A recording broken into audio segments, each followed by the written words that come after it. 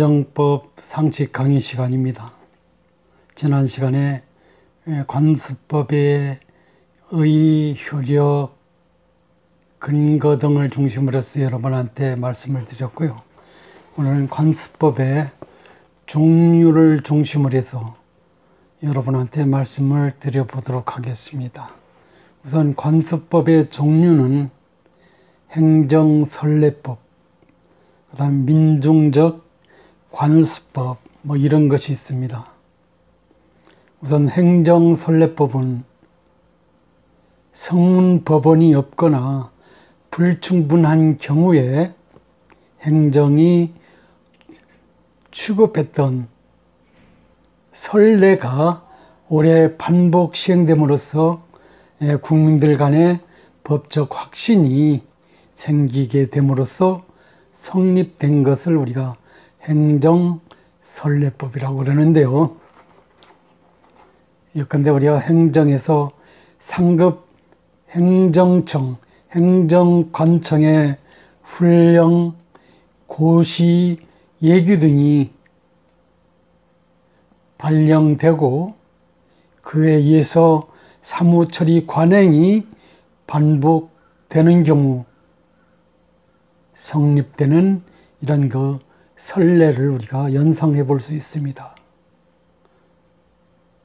우리가 국회에서 입법이 안 되지만은 이 행정선례적 측면에서 훈령, 고시, 예규 등이 발해지고 그에 의해서 사무처리 관행이 반복되는 경우 공무원 여러분께서 직무를 수행함에 있어서는 간과할 수 없는 그런 근거가 된다는 점에서 그 의미를 부여할 수 있을 것입니다. 그렇죠?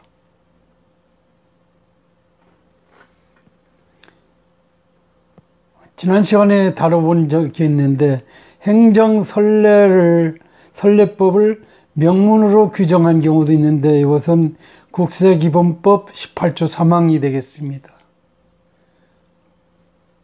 조서의 해석 또는 국세행정의 관행이 일반적으로 납세자에게 받아들여진 후에는 그 해석 또는 관행에 의한 행위 또는 계산은 정당한 것으로 보며 새로운 해석 또는 관행에 의해서 소급하여 과세되지 않는다. 선례를 우선 적용해야 된다라는 취지로 해석되는 국세기본법 18조 3항 행정선례법이 명문화된 경우로 정리해 볼 수 있을 것입니다. 두 번째 관습법의 유형으로는 민중적 관습법이라는 것이 있거든요.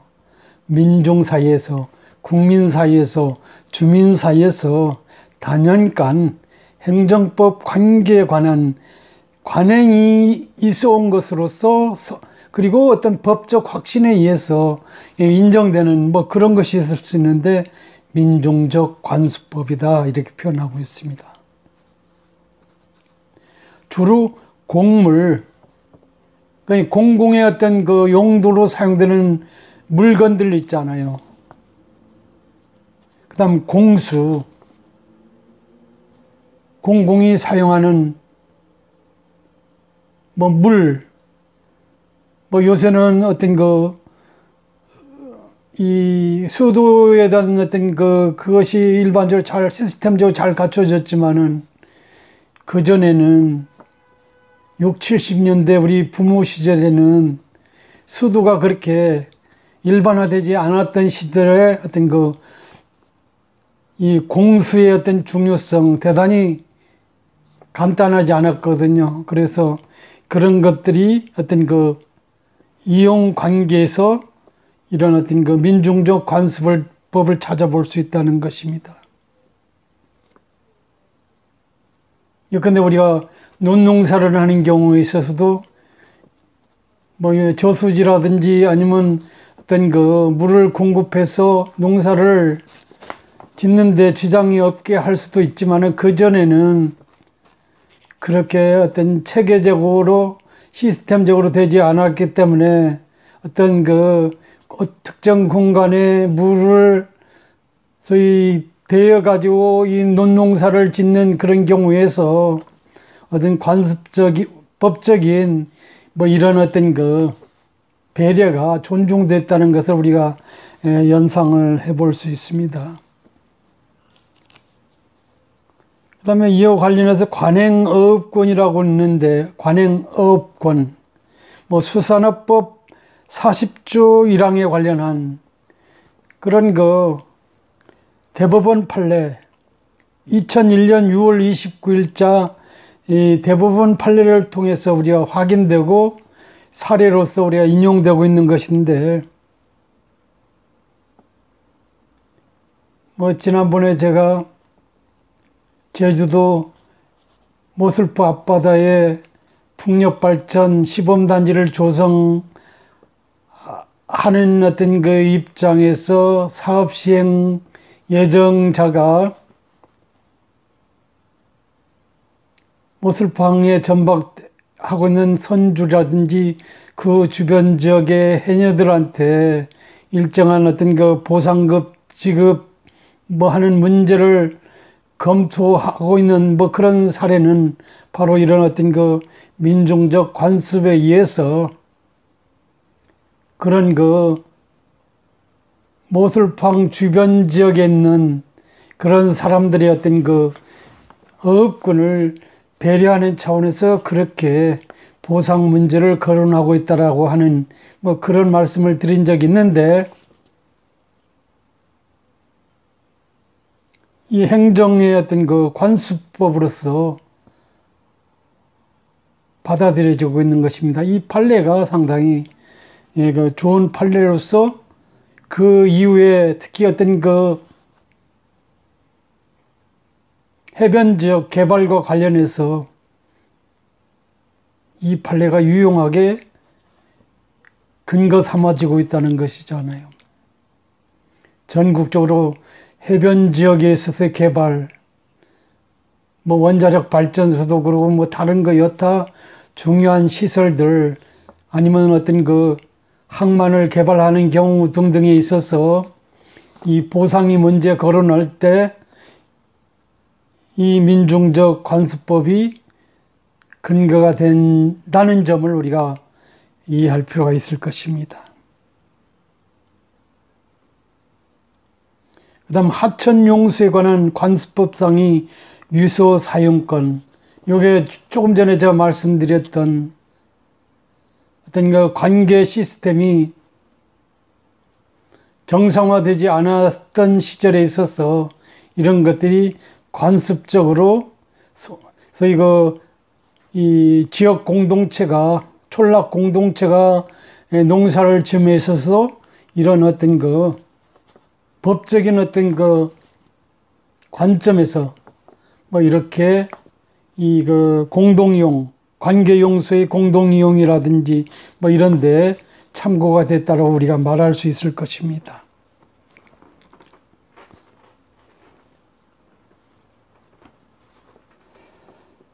그 다음에는 이제 우리가 행정판례라는 게 행정판례.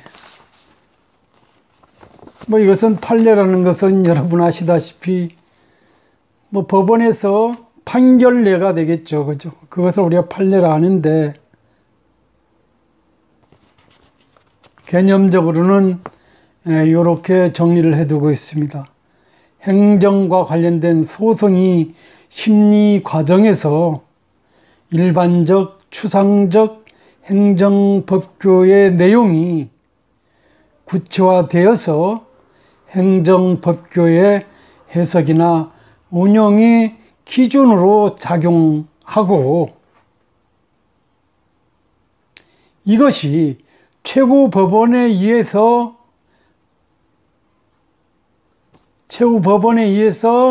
지지됨으로써 하나의 법 규범과 같이 다른 사건의 해결 기준으로 작용하는 것을 우리가 행정판례법이다, 이런 용어로서 공부하고 있다는 것입니다. 그죠? 그냥 행정관계, 행정소송에 가지고 어떤 그 근거 법규에 의해서 재판관들이 심리해서 그다음에 그것에 어떤 그 최종 판결을 내렸을 때,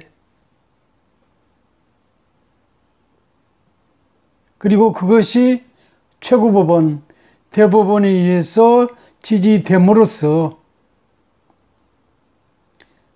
하나의 법규범처럼 다른 사건의 어떤 해결 기준, 다른 사건을 해결하는, 판결하는 어떤 기준으로서 작용하는 것을 우리가 행정 판례다 이렇게 할 수 있습니다.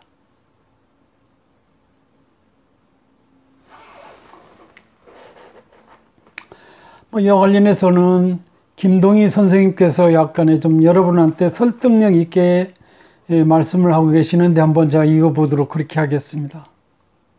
일반적으로 법원의 판결은 제기된 구체적 분쟁에 있어서 사실관계를 심리하고 그의 법령을 적용함으로써 당의 분쟁을 해결하고 법 질서를 유지함을 직접 목적으로 하는 것이다 이렇게 정리를 해주고 있습니다.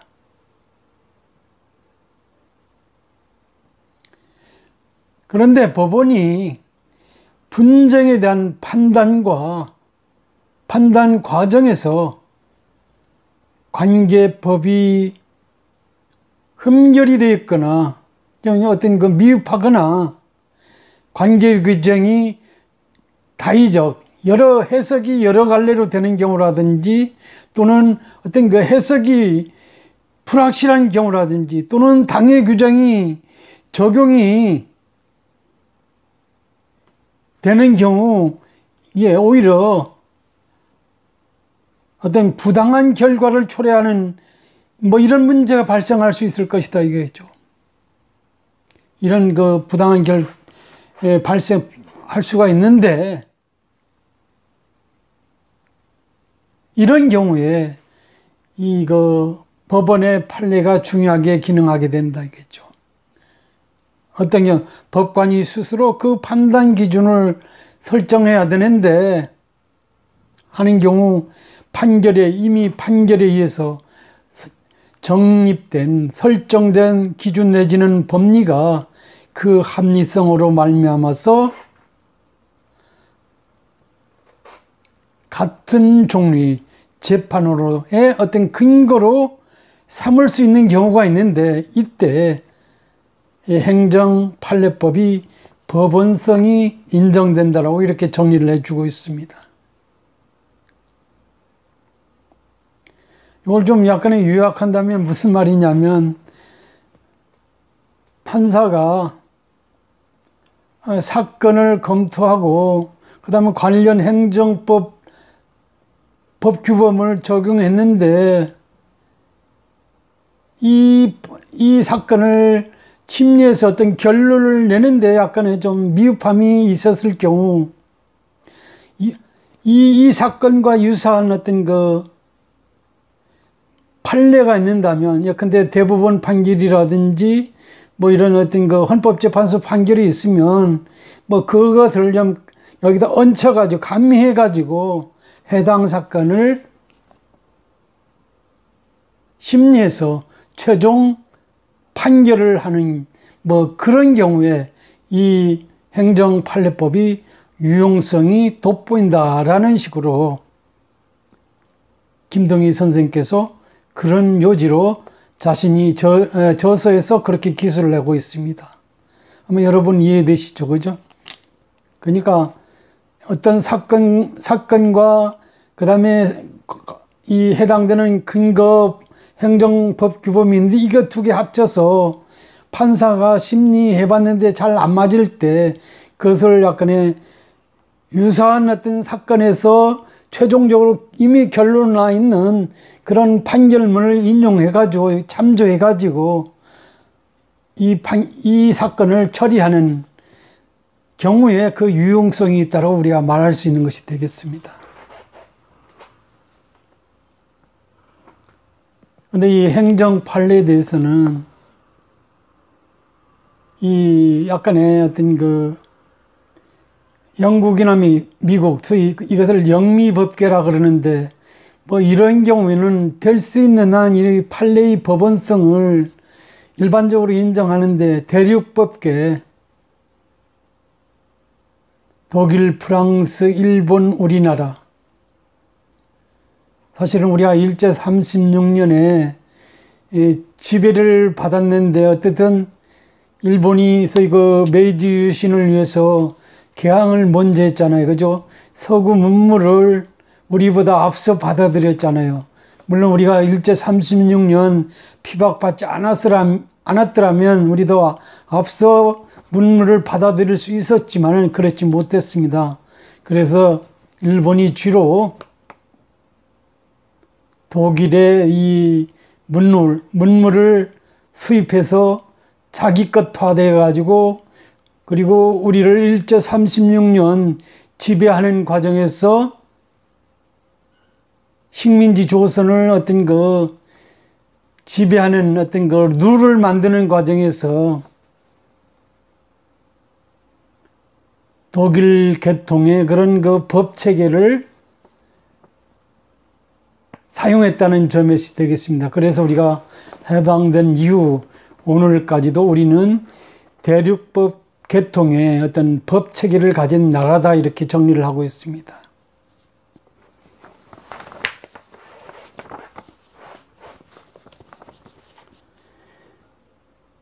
그래서 영미법계, 영국이나 미국의 경우에서는 성문법 체계의 결례로서 선례 구속성 원칙이 확립되어 있다.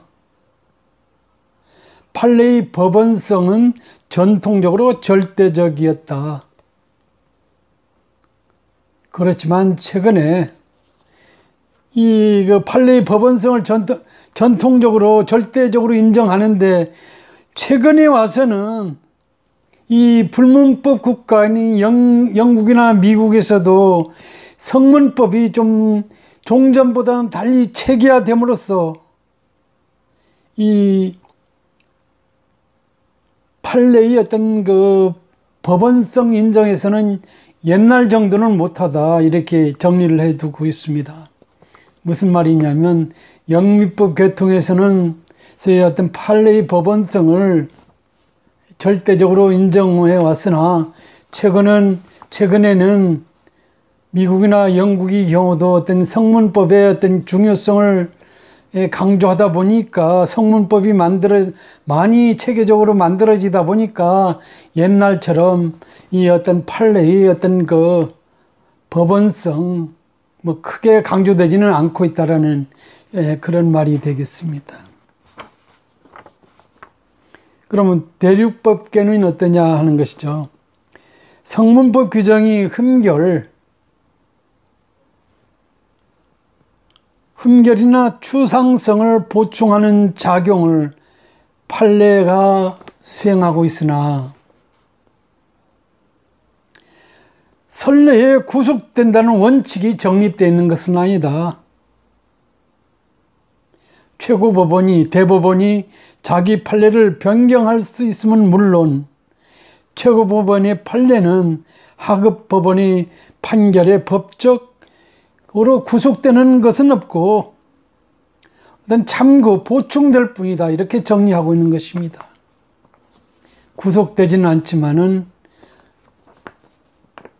어떤 게 행정사건하고 근거법 이렇게 에 대해서 심리를 해봤는데 좀 부족함이 좀 보였을 때, 같은 유형의 사건에서 소위 대법원이나 헌법재판소에서 굳어진 그 판례를 참고해서 보충해서 해당 사건을 판결하게 되는 뭐 그런 상황이 이 우리나라나 뭐 일본이든 독일, 프랑스든 그렇게 하고 있다는 것이 되겠습니다.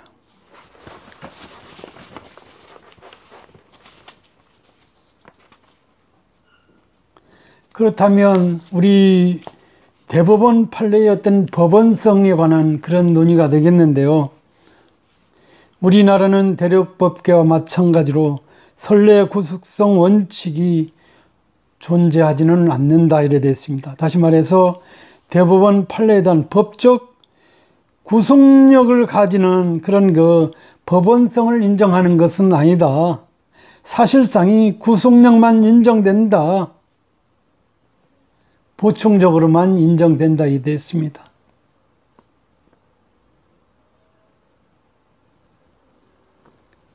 그래서 우리 법원조직법 8조에 보면 뭐 이런 규정이 있는데요.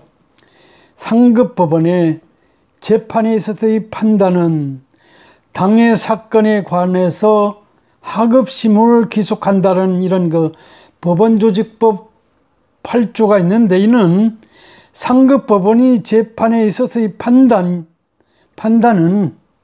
당해 사건에 관해서 하급심에 대한 구속력만을 인정한다.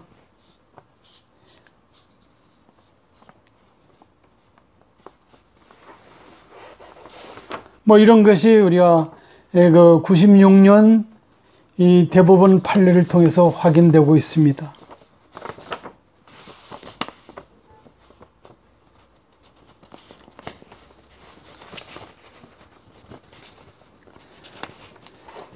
그 다음 우리나라의 헌법재판소의 결정이 법원성 문제인데요. 헌법재판소의 유언법률 결정은 당의 법률이나 법률 조항의 효력을 일반적으로 상실하게 하고 법원 기타 국가기관이나 지방자치단체를 기속하게 하고 있으므로 법원으로서의 성격을 가진다.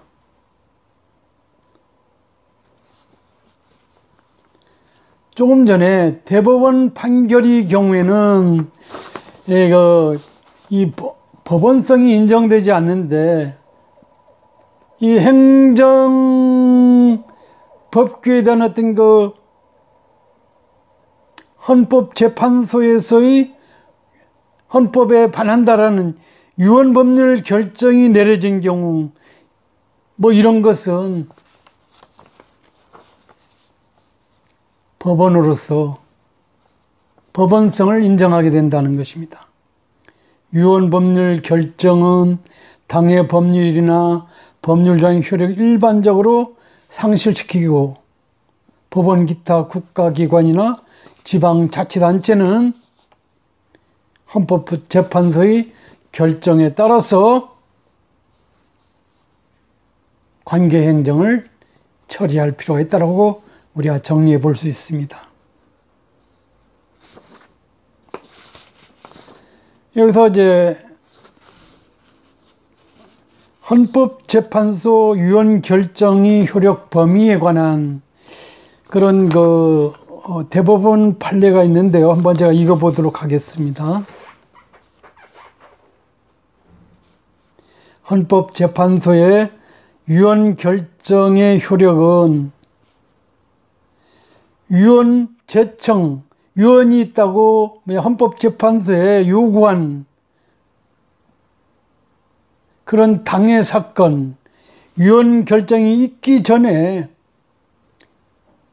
이와 동종이 유언 여부에 관해서 헌법재판소에 유언 여부 심판 제청을 하였거나 법원에 유언 여부 심판 제청 신청을 한 경우만이 아니라, 따로 유언 제청 신청은 하지 않았지만 당의 법률 또는 법률 조항이 재판이 전제가 되어서 법원에 계속 중인 사건과 유언 결정 이외에 위와 같은 이유로 제소된 일반 사건에도 미친다 이래 됐습니다.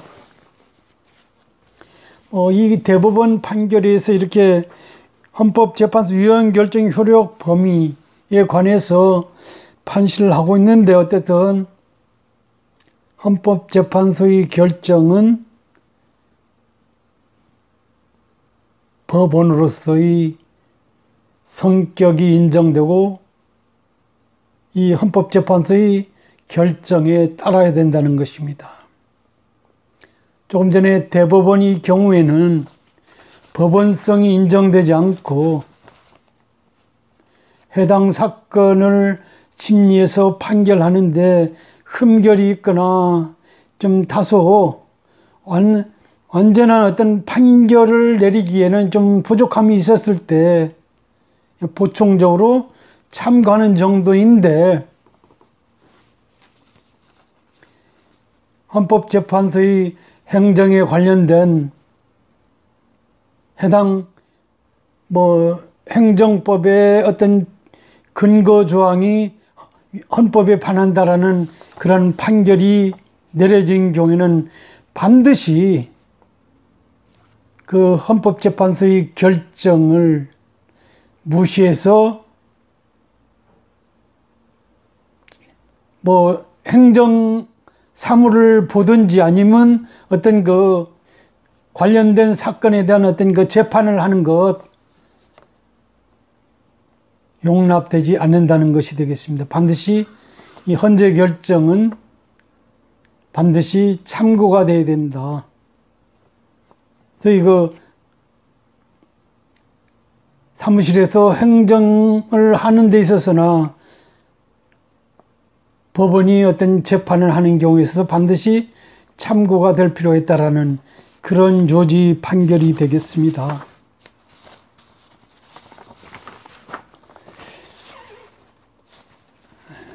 지난 시간에 이어서 오늘까지 저희 그 불문법원에 관해서 여러분한테 좀 말씀을 드렸습니다마는, 다소는 난해해 보일 수 있습니다마는, 우리가 이 불문법을 익혀야 되는 이유는 국회가 국민이 어떤 모든 문제를 알아서 어떤 그 법을 만드는 것 불가능하고, 그 다음 시행령, 시행규칙 만드는 것도 훈령, 고시 이런 것 수시로 만들어서 대처하는 것도 간단치 않다고 본다면, 이 성문법에 의해서 약간의 좀 그런 미비된 부분을 보충하기 위해서 불문법의 법원성이 요구된다는 것이죠.